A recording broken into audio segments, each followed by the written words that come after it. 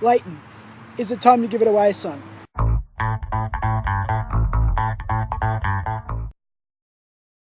Another injury, another lengthy layoff, and this time it's led to a first-round defeat in the French Open to an unknown, has insinuated arguments should Lleyton Hewitt give it away. I guess now's probably the time that, now that's almost imminent, that we should probably talk about all the great things that this guy has done. We talk about the 2001 US Open, beating Sampras in the final, the 2002 Wimbledon when he was flawless. But probably two other things that stick out for me as far as Lleyton goes. One was the 2003 semi-final of the Davis Cup, which was played in Melbourne against Switzerland, where he played a rubber against Roger Federer. Federer led 2-0, served for the match at 5-3. Hewitt broke back, won that set, and then won the 2 sets to follow, which was a massive stepping stone in Australia winning the Davis Cup in 2003.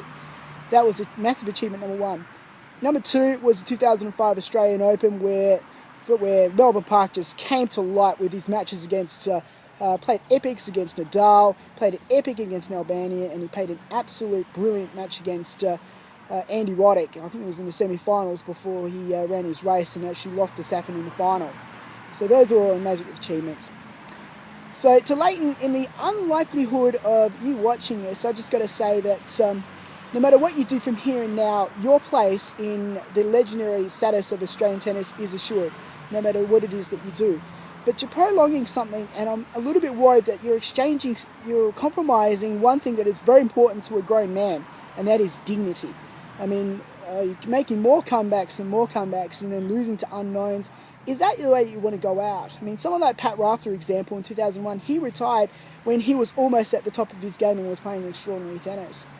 But the fact is, I mean, Lleyton, your heart is there, and you've shown for the last probably 2 or 3 years your resilience is unbelievable, that you haven't really got the tools anymore, which is really, really sad. And I think it's probably time you should probably retire. And making matters worse, I mean, newsstands everywhere around the city streets of Melbourne have new idea posters and pictures of Beck with a really solemn look on her face saying that she's struggling to keep her family and stuff like that. So my suggestion is give it away right now. It is sad, but we'll always remember you for what a great you've done for tennis, and let's just hope that I don't go to a trivia night, or as us South Australians call quiz night, and hear the question of who was the last man to defeat Lleyton Hewitt in his last professional match. I'm scared that that's going to be to some, I don't know, Kazakhstan guy with no vowels in his surname and is ranked 513th in the world, and the worst thing is that's probably the only thing that guy's going to do. So I just hope it doesn't end like that. So staying in the flavour of the French Open, it's time for You're a Muppet. Sammy Souza is actually playing wonderful tennis in the French Open at the moment as far as Australians are concerned. She's setting a fantastic example with sportsmanship and just the right way of going about it.